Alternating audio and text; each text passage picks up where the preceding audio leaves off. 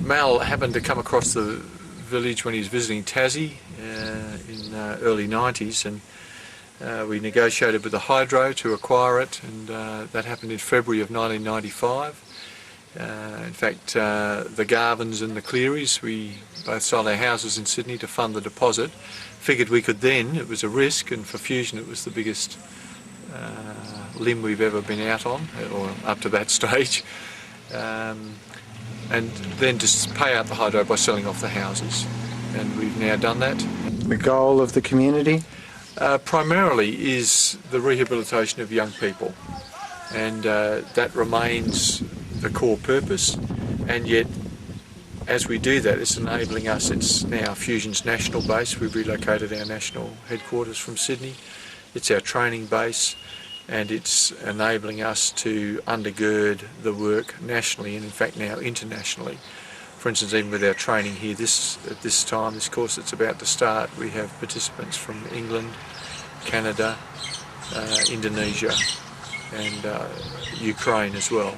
And so there's an international spread that's happening as part of that, and I think God's given us this as a means of that happening. Who knows what it'll all look like in 10 years' time.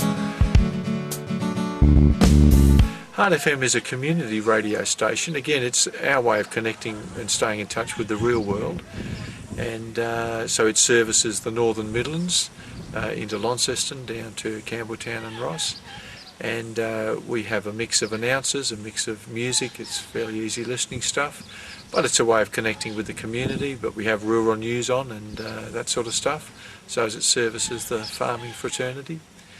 Yeah.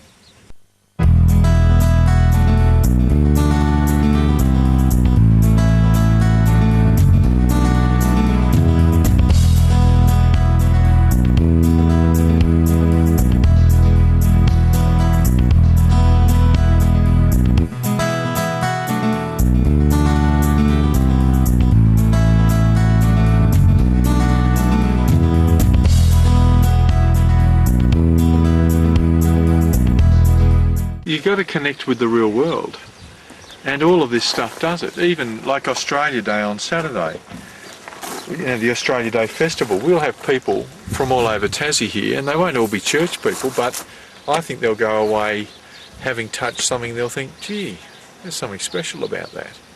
And so you've got the whole village, we've got a good relationship with the local council, a whole range of groups.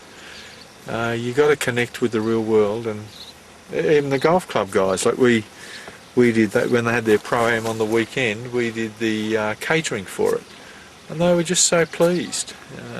So all the time you're building bridges, and I think in that process they see the face of Christ. Whenever anyone comes, it's not just about selling them real estate, bricks and mortar. It's really a lifestyle decision, and it's about, are they willing to contribute to the good of the community. And so we offer a community service discount on any house we sell of $9,000. That comes off the price if people are willing to commit to provide 8 hours a week for 40 weeks of the year, so as it's not too onerous, and for a 5-year period, and then they work that off over that time. And for that they work alongside a young person. So if I was a mechanic, it might be a day a week in the workshop working on the minis, but showing a young person how to change the spark plugs or do a oil change or head gasket or whatever else mechanics do. But everybody has something to contribute in that way, and it isn't just hopefully the practical skill that they're sharing, but they're also sharing something of their lives, and if they're caring and supportive people, that's a vital part of their contribution to the community as well.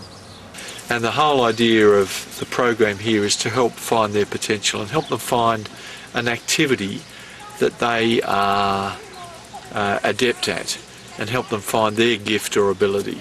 And that's what's wonderful about the village. There's the motel, which means we can train people. We're a registered training organisation, a whole range of things, but like hospitality. There's a restaurant there, so there's food preparation or cooking, or there's front desk for reception, or there's preparation of rooms and all of that. And so someone can end up with certificate training in accommodation. We have a metals workshop down the street that kids can learn welding, and again can plug into TAFE and end up with a certificate in metalwork, mechanics at the garage, horticulture with the nursery, aged care, childcare. There's a whole range of those things that kids can be trained in, and having the village enables us, each young person, to keep trying something until they find something that they begin to achieve in, and that's all part of their rehabilitation.